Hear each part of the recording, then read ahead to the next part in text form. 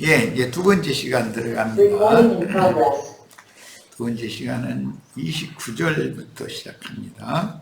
시간에 이것까지는 했어야 되는데, 자, 29절. 네 딸을 더럽혀 기생이 되게 말라. 음풍이 전국에 퍼져 죄악이 가득할까 하노라. 여기 기생이라는 용어는 가나안 족속들은 여러 신들을 섬겼는데 대표신이 남신 주신은 바알이고 여신의 주신은 아세라죠.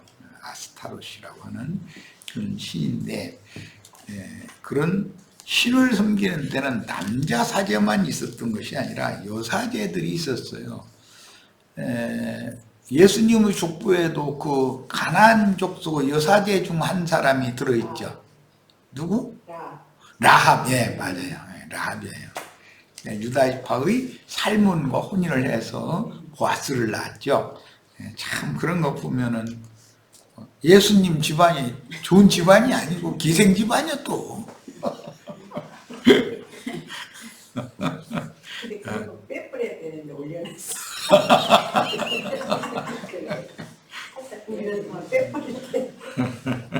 그렇지. 내가 성경 쓴다 보면 그건 빼버리지 그 얘기는.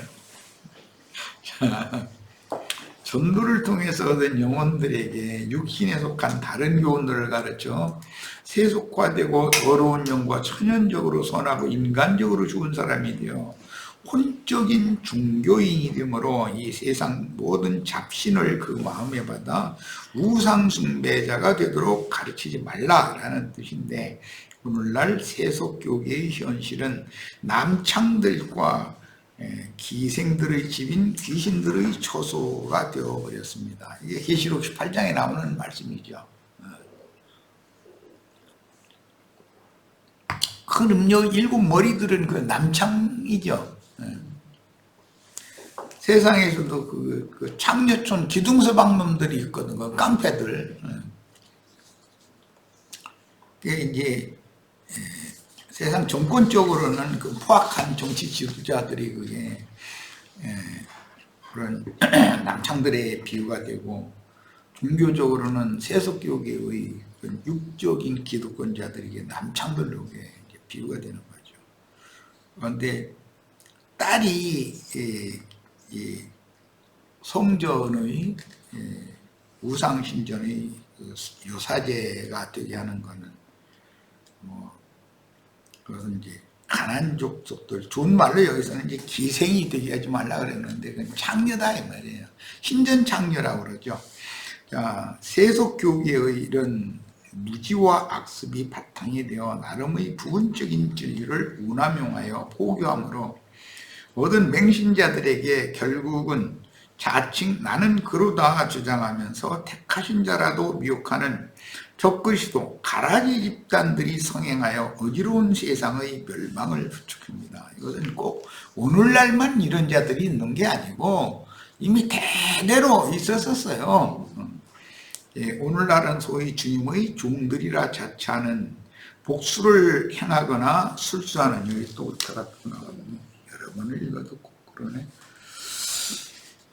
술수를 행하는 자들은 전도하여 교인을 만나면 자기 딸들을 더럽혀 음녀가 되게 함으로 인하여 음풍이 전국에 퍼져 온 세상에 죄악이 가득한데, 기성교회 안에 있는 무리들은 거의가 영적인 기생들로서 탐심을 인하여 온갖 잡신들을 주의 이름으로 겸하여 섬기면서도 세상도 섬기고 주님도 섬기고 그렇게 하는 건 그건 창녀짓하는 것이죠. 이게 상징이죠.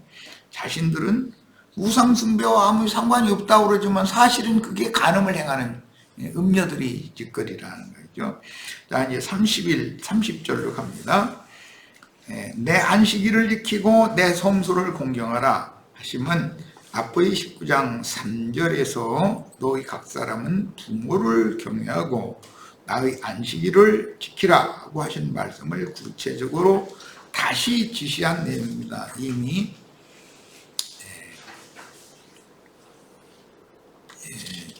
19장 3절 말씀이 지금 30절에서 반복됐다는 걸 알 수가 있는데, 여호와의 안식일은 하나님께서 하시는 일이 마침으로 그날을 복주시고 쉬신 날인데, 그 시련은 사람이신 예수께서 세상에서 구약성경의 모든 약속들과 예언들을 이루기 위해 십자가의 죽임을 당하신 후에 무덤에 들어가 쉬심으로 실현되었다. 실제 안식이라는 건 세상에 대하여, 죄에 대하여, 율법의 저주에 대하여 죽고 안식 안에 들어갔을 때 그게 진짜 이제 안식일이 성취인 거다 이 말이에요. 옛 창조의 창조주께서 그 창조하시던 일을 마치고 쉬신 날이 여호와의 안식일인데, 하나님이 예수를 통해서 하시던 일이 끝나고 예수가 무덤에 들어간 것이 그게 안식일이 실현이다 이 말이에요. 그날은 이제 하나님이 하시는 일이 끝난 거죠.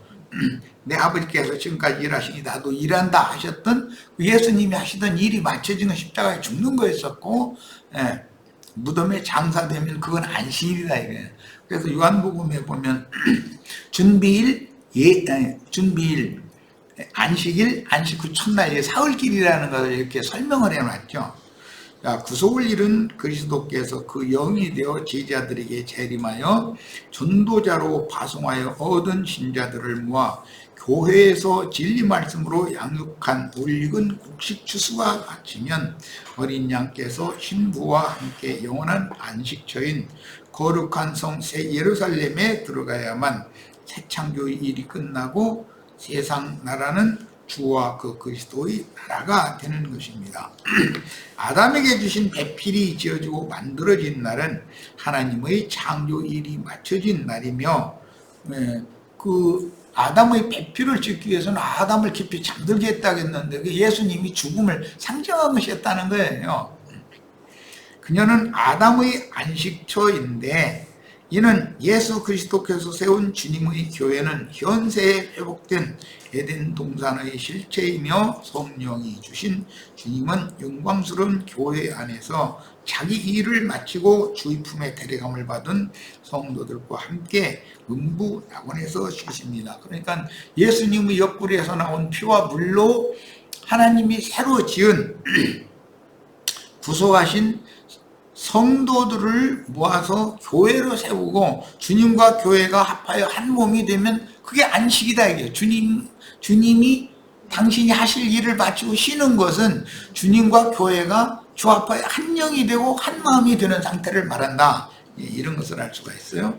그래서 안식일의 최종적인 시련은 각자의 속사람이 주님의 새 말씀으로 씻음을 받아 정결케 되므로 물로 나는 것과, 이건 예수님의 가르치는 말씀으로 전신이 목욕을 해서 그 마음, 영혼이 깨끗게 되는 것을 말하는 거예요. 이게 요한의 물침례라는 것은 주님이 행하실 물침례에 대한 표상, 예표일 뿐이지 요한의 물침례를 받는다고 해서 사람이 마음이 깨끗게 되는 건 아니죠. 요한은 물질적인 물질에서 사람을 이렇게 넣다 꺼내는 건데, 그렇다 해서 사람의 마음이 씻어지는 건 아니잖아요. 그래서 죽은 영들이 살려주는 영이 되신 그리스도께서 성령으로 난 새 사람의 영이 주와 합하여 한 영이 되고 온전함을 이룬 혼에 덧입은 신령한 몸을 입고 영원한 생명의 빛으로 충만한 새 세계로 주와 함께 영광 중에 나타나서 빛의 세계를 유업으로 받는 날이 안식 후 첫날인 것이죠. 이제 빛의 자녀로서 나타내는, 영광 중에 나타나는 날인 것이죠. 자, 성도들로 세운 교회 시대가 지나면 교회 중에서 이기는 자들을 빼내어 거룩한 성 새 예루살렘으로 이끌어 가실 것인데, 그 성은 주님의 영원한 임재처소요 거룩한 성에 들어갈 자들의 충만한 수가 차면 주님의 일이 맞춰지는 그날이 오는데, 그때는 어린 양의 혼인 기약이 찬 때이며 주님의 신부성과 혼인함으로 그 천령이 차도록 안식일이 안식년으로 실행이 된다. 개인적인 문제와 지금 단체적인 양면을 지금 내가 설명을 일부러 한 거예요. 안식이신 주님이 내 안에 들어와서 주님이 쉬시면 나에게 안식일이 성취되는 것이죠. 그건 나와 주님과의 개인적인 관계예요. 그런데 이런 성도들을 모아서 이방의 충만한 수가 채워진 다음에 온전케 된 의인의 영들이 거룩한 성 예루살렘 들어갈 충만한 수가 차면 신랑과 신부가 이제 안식에 들어가는 것은 그 천년이라는 기간 동안은 안식년으로 적용을 한다 이런 말이에요. 이 안식일과 안식년 적용을 잘 이해를 하셔야 되겠어요. 이날 교회와 정원하신 주님은 추수된 알곡 영혼들로 건축된 장자교회 신부성과 혼인식을 가질 것이며 혼인날의 기쁨은 천국의 누림이 될 것인데, 창조주이신 주님과 거룩한 성은 인격적으로 완전한 연합을 이루어 영원하고 참된 안식안에 들어가게 될 것입니다.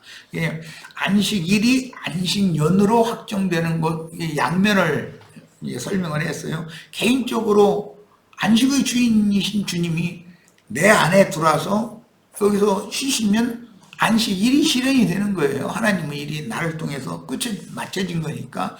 그러나 나 한 사람의 구원으로 모든 것이 완성되는 게 아니기 때문에 구원 얻을 자의 충만한 수가 거룩한 성 예루살렘에 데려감을 받으면 그게 완전히 어린 양과 어린 양의 신부의 혼인 잔치 기간인 그 천년이라고 하는 것을 안식년으로 이제는 적용한다 이 말이에요. 기본적으로 최초의 유일한 하나님의 참 성서는 예수 그리스도 영과 혼과 몸이니, 예수 그리스도 영과 혼과 몸은 하나님의 신이 거하는 완전한 성소였습니다. 구약 성경에 나타나는 성전은 실제는 인자로 보내심을 받은 예수 그리스도였으며, 그분의 육체를 무너뜨리는 것은 첫 장막 성전을 무너뜨리고 더 크고 온전한 하늘의 참장막 성전을 새로 지으시려는 하나님의 비밀을 이루는 일하심이었습니다. 그러니까 구약 성경의 그 안식일 지키는 것은 하나의 모형일 뿐이고, 실제로는 예수가 내 안에 들어와서 쉬시는 것, 그것으로 안식일이 실현되고 안식 안에 들어간 구원 얻은 충만한 수가 차서 거룩한 성 예루살렘과 어린 양이 혼인을 해서 그 천년 동안 지나가는 기간은 안식년으로 적용을 한다 이 말이에요. 자, 이제 31절입니다. 너희는 신접한 자와 박수는 남자 무당을 박수라고 그러죠. 믿지 말며 그들을 추종하여 스스로 더럽히지 말라 그랬어요. 영적으로 기독교계 안에서 소위 이적과 기사들을 일으켜 육신의 질병을 고쳐준다느니 방언이라 하는 귀신의 소리를 하게 하는 등 술사들의 행위 일체를 추종하여 믿거나 따르지 말라라는 뜻인데, 이 모든 것들은 신자들을 다른 영에게 잡히게 하고 넘어지게 하는 것들이요, 다 멸망의 가증한 것들을 추종하는 악행입니다. 오늘날 많은 돼지떼들이 지엄나무 열매나 더러운 쥐고기를 얻어먹기 위해서 큰 예배당이나 산속에 기도원을 지어놓고 모여서 소란을 피우는 곳에는 신접자와 박수무당들이 권세를 떨치며 기독교계 안에서 머리 노릇을 하고 있습니다. 이게 큰 음료의 7머리들인 것이죠. 이 말은 뭐 내가 설명하지 않아도 다 기독교 생활하고 기도원에도 좀 다녀본 분들이면 다 알아들을 거예요. 긴 설명하지 않겠습니다. 계시록에서는 땅의 왕족들인 7머리들이요 바다의 상고들인데, 그들은 복술로 만국을 미혹하였던 자들이며 라반의 드라빔으로 상징된 그들의 다른 신들에게 인도하는 세상 교계의 각 교단에서 가르치는 신학 교리들과 헛된 이론들을 바탕으로 지어내서 유전시킨 종교의식들과 전통들이 곧 복술자의 복술의 도구다. 야곱의 장인 라반이 그 드라빔이라는 건 기름을 점치는 도구에 썼던 거잖아요. 그걸 그 사랑하는 딸이, 둘째 딸이 훔쳐갖고 나왔었던 얘기 잘 아시죠? 복술자들은 언제나 신비주의 신앙에 빠져 진리를 회방하고 세상에 속한 교회에서 그들의 상품을 팔아 장사하여 만병통치약이죠. 옛날 시장에 가보면 북치고 꽹과려고 이렇게 달고서 쿵쿵 흘려가면서 사람들 빙 둘러있는데 약 파는데 그 약은 안 낫는 병이 없죠. 그 약 한 봉다리만 사면. 그런데 주의 아버지 왜 죽었어? 그 약 얼른 먹여가 살려놓지.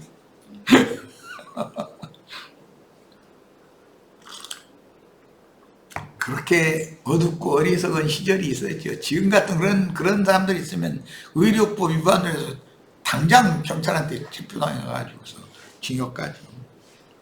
참 재밌는 세상. 불과 뭐 6, 70년 전에 그런 것이 있었으니까. 송자도 알아? 네. 그러면 50년밖에 안 됐네. 그런 일이 있던 게. 아직 60도 안 된 송자도 알면은 뭐 얼마 안 됐네. 그런 거 있었던 니가. 레위기 19장 32절. 너는 샌머리 앞에서 일어나고 노인의 얼굴을 공경하며 하나님을 경외하라 그랬어요. 교회 안에는 연세가 많은 어른이 함께 공동체의 신앙생활을 하게 마련이므로 장로 형제와 연세 드신 노 자매님들에게 아버지와 어머니처럼 공손하게 대하고 예의 바르게 대해야 할 것은 말할 것도 없습니다. 교회의 어른들을 공경하는 것은 속세에서 연세 드신 어른들을 존경해야 하는 세상의 예법과 동일합니다. 나이 드신 분들은 비록 지식적으로는 아는 것이 젊은 세대를 따라가들 못하죠. 요즘엔 컴퓨터, 핸드폰 이런 건 초등학생들은 초등학교 3, 4학년만 되면 양손이 뭐 문자 보내는데 막 날아다녀 막 핸드폰에서. 그런데 나는 그렇게 한두 장만 쳐서 보내려도 띵! 또 띵! 이러는데 오타는 왜 그렇게 갖고 나와서 하는지 모르겠어요. 막 양손으로 막 날아다니는 오타도 안 나와. 진짜죠. 이게 그 시대에 따라서 유행도 바꿔지고 문화도 바꿔지기 때문에 지난 시대를 살던 사람들은 새 시대에 통용되고 유용하게 활용되는 그런 발전된 문명을 따라잡기가 어렵다는 거죠. 따라가기가. 아까 우리 참매님 유튜브 얘기하더만 핸드폰 그 비싼 거 사가지고 핸드폰 기능 몇 가지나 사용해요. 문자 보내는 거, 전화 받는 거. 뭐 그 문자라도 보낼 줄 알면 진짜 다행이야. 시골 할머니들은 문자 보내는 것도 몰라. 그냥 전화 받고 전화하고 그거밖에 몰라. 그런데 그렇게 좋은 핸드폰을 갖고 있을 필요가 없는 것이거든. 옛날처럼 전화기만 있으면 되지. 그럴 것 같으면. 근데 시대가 지금은 옛날 전화기를 사용하지 않는 때인데 어떻게 할 거야? 비싸도 거 써야지. 교회 생활 중에서 어른되는 장로 형제의 인도 직분에 순종하고 복종할 것을 분부하신 말씀이고 잘 가르치는 장로, 감독자를 개나도 존경하되 말씀을 받아 가르치는 형제를 가볍게 보지 말 것은 하나님께서 그 입에 자신의 말씀을 넣어 양무리를 먹이도록 위임하시고 대언자로 보내셨기 때문입니다. 그런데 기독교계 목사들은 이 문제를 너무 지나치게 강조하죠. 그러면서 자기를 이렇게 공경하고 따라줘야 된다는 이것을 강요를 하다시피 하는데 사실은 그럴 필요가 없는데 그걸 뭐 꼭 그때 강요할 필요는 없죠. 그러나 우리는 일반적으로 세상에서 연세 드신 어른들을 공경하고 하는 건 당연한 그건 세상의 규정이에요. 그런 것처럼 누가 일러주지 않아도 당연히 그건 알거든. 그런 것처럼 교회 생활에서도 마찬가지다라는 것이죠. 세상에서 노인을 공경하는 것과 같이 교회에서 장로된 형제를 공경하는 것은 곧 하나님을 공경한다는 의미이기 때문에 하나님을 공경한다 하면서 장로된 인도자를 공경하지 않는 것은 인도자로 기름을 부어 세우신 하나님을 멸시하는 행위다.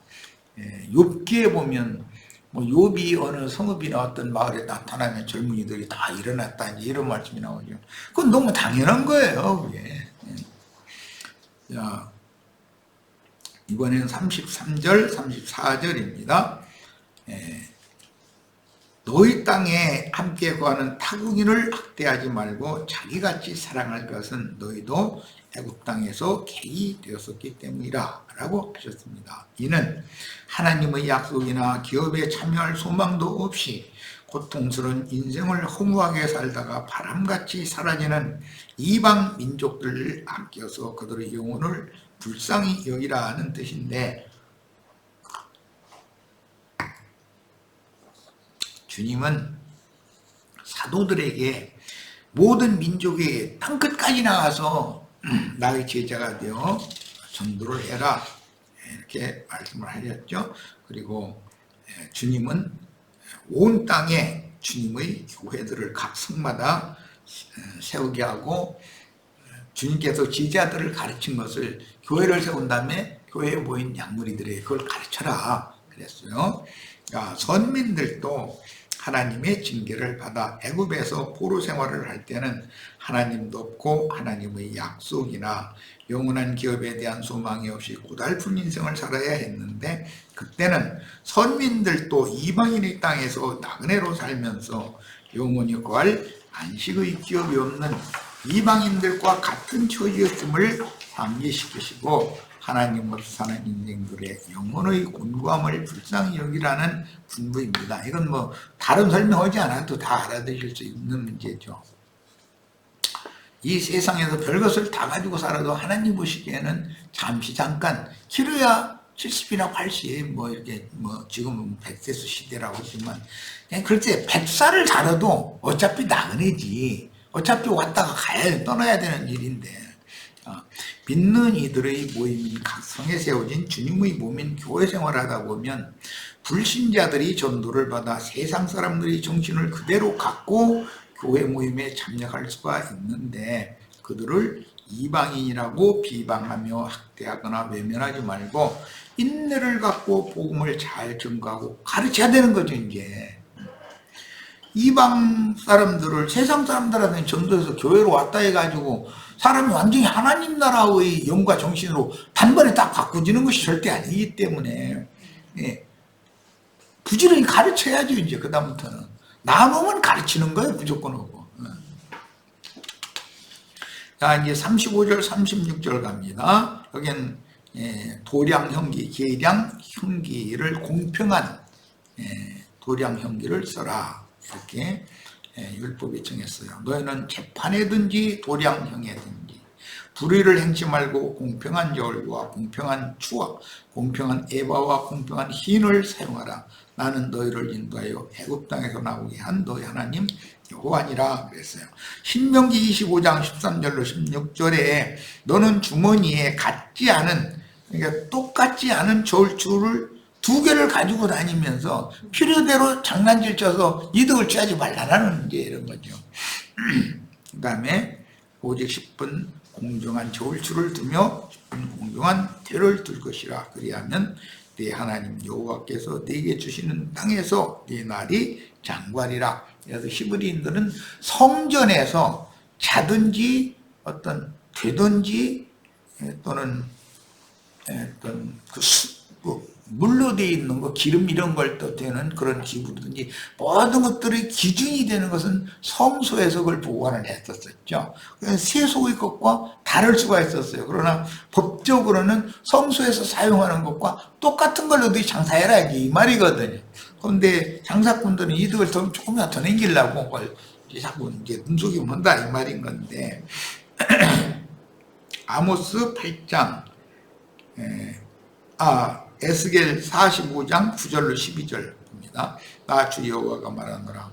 이스라엘의 지휘자들아 너희에게 족하니라. 너희는 강포와 겁탈을 제하여버리고 공평과 공의를 행하여 내 백성에게 호색함을 그칠지니라. 바리새인의 기도에 난 토색하지 않았다는 것이 꼭 들어가는데 토색하는 것이 보편화되어 있는가 보죠. 너희는 공평한 저울과 공평한 에바와 공평한 밭을 쓸지니 에바와 밭은 그 용량을 동일히 하되 호멜의 용량을 따라 밭은 호멜 10분지 1을 남게 하고 에바도 호멜 10분지 1을 남게 할 것이며 세겔은 20계란이 23계일과 25세겔과 15세겔로 너희의 마내가 되게 하라. 이게 이제 어떤 계량 형기의 그 용어들인데 그런 것들이 어떤 정해진 규격이 이렇게 딱 정해져 있는 거죠. 법적으로. 우리나라도 뭐 저울이라든지 또는 뭐 모든 게 이게 정해진 그게 어떤 계량 형기를 사용해야 되는 거죠. 아모스 8장 4절 6절 궁핍한 자를 삼키며 땅의 가난한 자를 많게 하려는 자들아 이 말을 들으라. 너희가 이르기를 월삭이 언제나 지나서 우리로 곡식을 팔게 하며 안식일이 언제나 지나서 우리로 일을 내게 할고 내 발을 작게 하여 세계를 크게 하며 거짓 저울로 속이며 은으로 가난한 자를 사며 신한 결례로 궁핍한 자를 사며 진미를 팔자 하는 거다. 뭐 세상에서도 그 법에 쌓고 그 서초동에서 사무실 차려놓고 먹고 사는 그 좋지 않은 아저씨들이 내가 볼 때는 어쨌든 근데 대부분 우리나라의 최고의 학문기관이나 서울대 법대 나온 아저씨들이 대부분이요. 그런데 그 사람들이 뭐 판사니 검사니 변호사니 대부분 그런 걸 차지하고 있기 때문에 그런데 그 사람들이 적용하는 법은 헌법이나 그 헌법을 지켜나가기 위하여 만들어진 많은 법들이 있는데 그런 이제 6가지 법이 있다 해서 율법전서다 이제 이러는데 그런 법들을 자기네들이 필요에 따라서 입맛대로 늘렸다 줄였다 이러죠. 자기네들한테 적용할 때는 그냥 바늘구멍도 들어갈 틈이 없도록 딱 좁혀놔버리고 다른 사람들 할 때는 그냥 한도 끝 없이 늘려가지고 다 걸려들게 만들고 그런 재주가 있죠. 참 용한 사람들이요. 법 가지고 장난하는 놈들은 공평한 하나님의 법에 의해서 재판받고 영원한 불못에 이제 들어갈 거니까 그 서초동 아저씨들 조심해. 우리 자매님들이 이렇게 왼손 딱 하면 아이 그 쳐달 얘기할 것도 없어 이쪽 뭐 변명거리 줄 아이 그줄 것도 없어 이쪽 당신은 뭐해서 어떻게 해서 먹고 살다 왔어? 뭐 서초동에서 내가 뭐 대법관을 했고 뭐 이쪽 넥스트 또 좀 이쪽 넥스트 이러는 거지 뭐.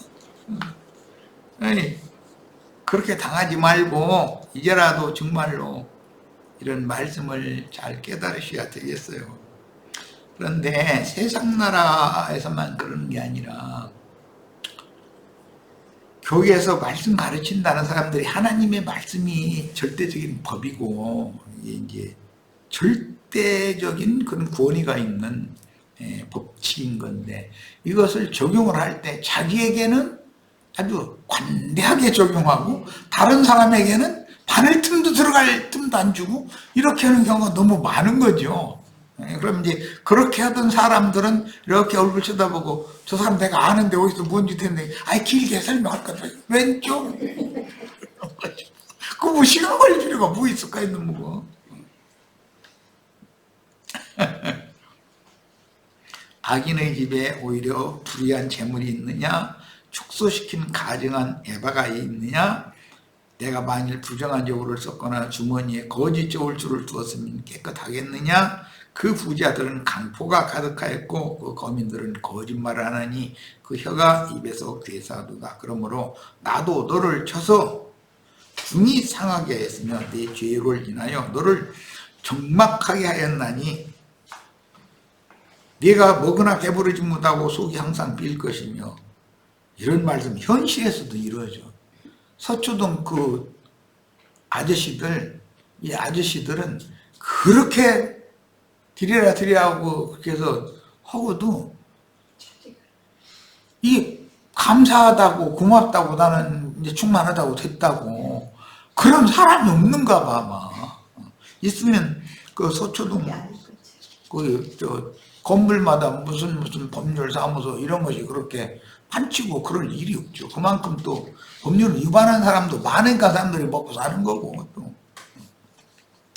자 이제 뭐 길게 얘기할 것도 없습니다. 이제 저기 바로 넘어갑니다. 성경에 제시되는 도량 형기는 거룩한 하나님의 말씀이 증거하는 절대적인 기준이 되시는 그리스도의 신성한 품성과 인격을 상징하는데 성경이 증거하는 예수 그리스도는 창조된 만유와 그 안에 있는 모든 것들을 주장하고 경영하시는 하나님의 절대적인 기준이 되기 때문입니다. 교회 생활에서는 진리 말씀을 바르게 해석하여 편견이나 편벽됨이 없이 적용하고 그런데 이 편견이나 편벽됨이 없이 공평한 법을 적용을 하면은 기득권자들은 못 견뎌나죠. 이제 그런 것을 외치면 뭐 법무부 장관이나 검찰 기관에 근무하는 사람이나 법원 기관에 근무하는 사람들, 당신들 말이요, 왜 이런 사람들은 이렇게 말이야 봐주고 이런 사람들은 이렇게 해서 무슨 요즘 참 말도 잘하네. 인디안 기우제를 지낸다고 그런 게, 인디안들은 그러니까 한번 기도 시작하면 100% 응답받는다는 거예요. 왜냐하면 기우제를 지내기 시작하면 비 올 때까지 지내니까. 그럼 100%지 뭐고요. 아이고 나 참 말도 참 어떻게 그렇게 잘들 지내는지 모르겠어요.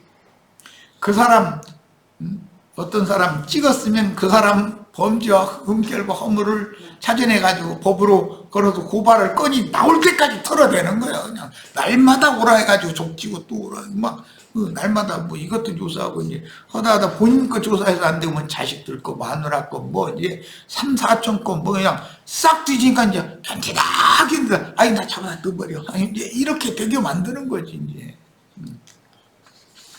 참 치사한 짓이죠. 그 사람의 어떤 죄가 당신 이런 것이 이렇게 죄과가 있다고 고발이 들어왔는데 이거 사실 조사를 해봐야 된다. 당신 변증할 거 있으면 변증을 해봐라. 뭐 우리가 받은 그런 고발 내용과 당신이 변증하는 내용이 차이가 있으면 그걸 우리가 다시 정확하게 수사를 할 거다. 근데 찍어가지고 수사하는 경우는 그 사람을 아무리 털어도 그게 안 나오면은 그 아들이나 딸이나 아내나 이제 다른 가족에게로 막 이렇게 막 번져버린 것이죠. 그렇게 하면 손 안 들을 수가 없어. 손 들을 때까지 계속 독치니까. 그런데 그런 놈들은 이생 너머에서는 그런데 길게 변명 난 듣고 싶지도 않아. 아이 됐어 왼쪽으로 난 그래 볼 것 같아. 그런 건데 뭐 그건. 자, 성경에 제시되는 도량형기는 거룩한 하나님의 말씀이 증거하는 절대적인 기준이 되시는 그리스도의 신성한 품성과 인격을 상징하는데, 성경이 증거하는 예수 그리스도는 창조된 만유와 그 안에 있는 모든 것들을 주장하고 경영하시는 하나님의 절대 기준이 되어야 됩니다. 그런데 세상 나라의 절대 군주라고 하는 그런 정치적인 권세자나 세상이 약할 때는 그런 자가 이제 나오는 거죠. 종교적으로도 어떤 교주가 하는 말이 그 집단의 게 바로 법이 돼버리거든. 예. 그래가지고 성경이 하나님 나라의 통치하는 원리고 법칙인데 성경의 해석을 이제 그게 법리 해석이라고 그러죠. 세상에서 어떤 법조문이 있으면 자기네들에게 불리할 때는 유리한 쪽으로 법리 해석을 하고 저 사람을 잡아 넣을 때는 그 사람에게 불리한 쪽으로 해석을 해가지고 법 가지고서 말장난을 하는 거거든. 이제 이렇게 하면은 이 법이 있으나마나한 법이고 그 기득권자들만을 위하는 법이 되어버리는 거잖아요. 이런 것을 하나님은 절대 용납하지 않는다라는 거예요. 그래서 절대 기준이 되는 도량 형기의 절대 기준은 예수님의 양심이다라는 거예요. 하나님의 양심이 절대 기준인 거죠. 영원토록 우주를 다스리는 법칙인 거예요.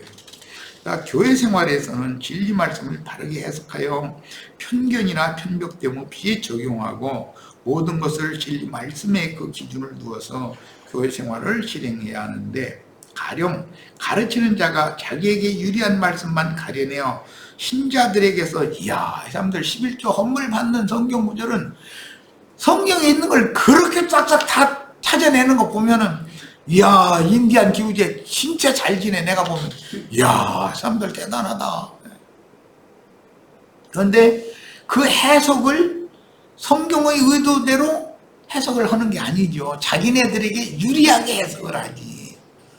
여러분은 세상에나 돈 열심히 벌고 나는 말씀을 가르치니까 나한테는 11조 헌물을 당연히 내야 된다. 이쪽으로 이렇게 모든 말씀을 그쪽으로 몰아가 버리는 거야. 그럼 이제 맹신자들은 우리 목사님이 이렇게 얘기했다는 거야. 뭐 이래버려. 무당에 이렇게 나가면 우리 목사님이 이랬다 이렇게 말하면 이 사람은 세상 없는 사람도 설득하기 어려워요. 그 목사가 설득해야 하는데 목사가 그를 붙잡고 안 놔주는데 어떻게 할까? 가르치는 자들이 먼저 심판과 저주의 말씀들을 자신의 육적 자아에게 적용하고 영생과 축복의 말씀들을 자신의 속사람에게 적용해요. 저주의 말씀은 자신의 겉사람에게 적용해야 맞는 거죠.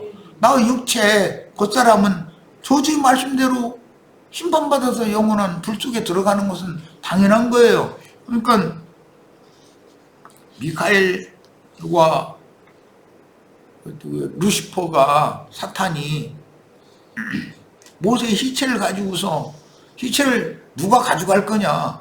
사탄은 지 나라 마귀 나라로 가져가려고 그러고 미카엘은 주님 나라로 가져가려고 그러는데 미카엘이 양보를 했다는 거잖아. 알았어. 그 대신 속사람은 너는 손도 댈 필요 없어. 손 댈 수도 없는 거죠. 속사람은. 우리 형제 자매님들 죽으면 다 어디